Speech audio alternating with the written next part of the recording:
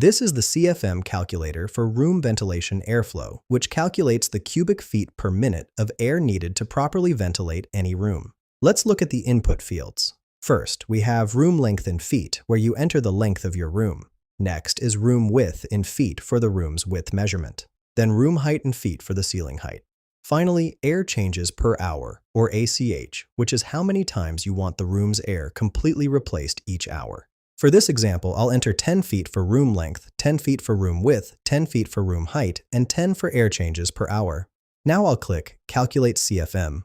The calculator gives us two results. First, room volume shows 1,000 cubic feet, which is simply our length times width times height. Second, required CFM shows 166.7 CFM. This means we need an airflow rate of 166.7 cubic feet per minute to achieve our target of 10 air changes per hour in this 1,000 cubic foot room.